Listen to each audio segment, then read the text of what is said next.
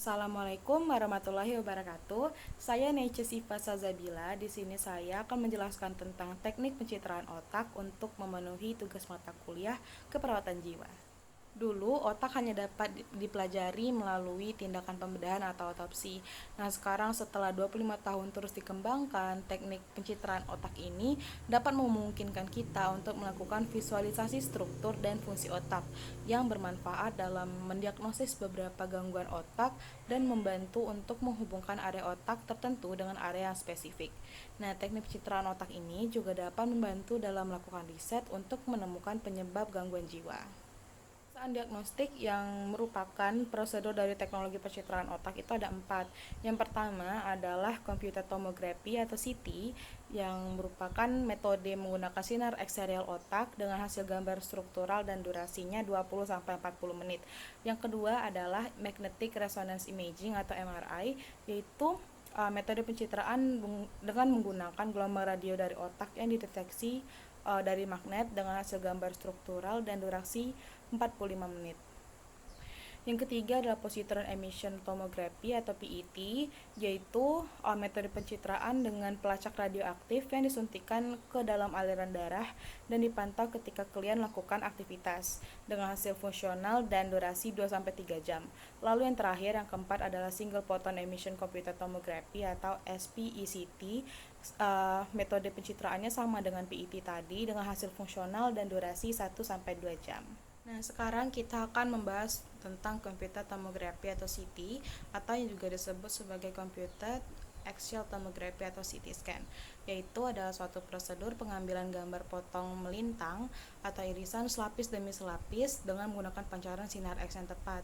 Nah, nantinya komputer akan merekonstruksi gambar pada monitor dan juga menyimpan gambar tersebut pada pita atau film magnetik.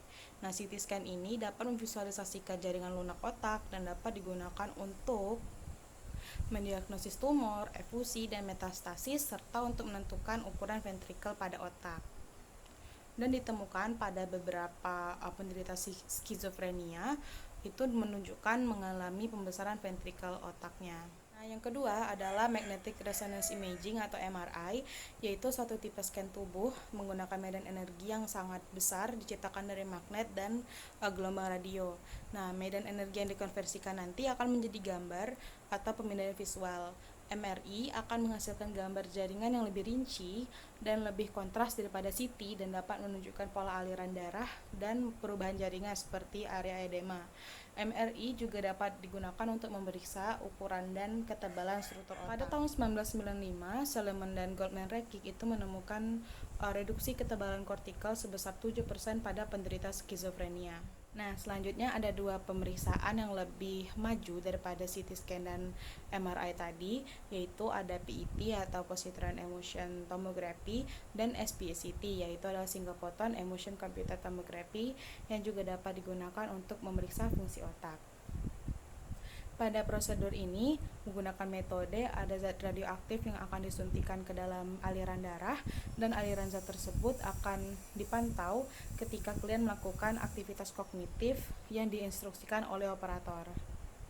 Untuk PET itu menggunakan emisi 2 foton secara simultan dan SPECT itu menggunakan 1 foton.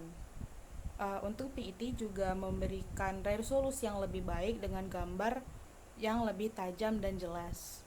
Nah, kalau untuk PET dan SPCT ini digunakan untuk riset, tetapi bukan untuk mendiagnosis dan mengobati penderita gangguan jiwa. Terdapat keterbatasan pada saat penggunaan teknik pencitraan otak ini. Yang pertama adalah penggunaan zat radioaktif pada PET dan SPCT sehingga membatasi frekuensi individu yang dapat menjalani pemeriksaan tersebut. Klien akan beresiko mengalami reaksi alergi terhadap zat radioaktif tersebut. Dan beberapa klien juga dapat merasa takut atau tidak mau menerima pemberian dosis dari materi radioaktif melalui intravena.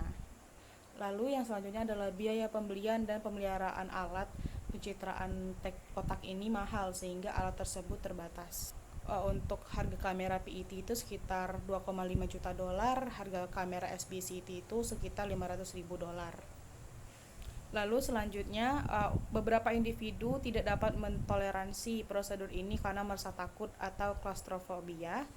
Dan yang terakhir adalah para peneliti juga menemukan bahwa banyak perubahan tingkat molekuler dan kimia yang terjadi pada gangguan seperti skizofrenia dan tidak dapat dideteksi dengan teknik pencitraan terkini. Baiklah, itu tadi penjelasan tentang teknik pencitraan otak. Jika ada salah saya mohon maaf dan mohon untuk diperbaiki. Saya akhiri, wassalamualaikum warahmatullahi wabarakatuh.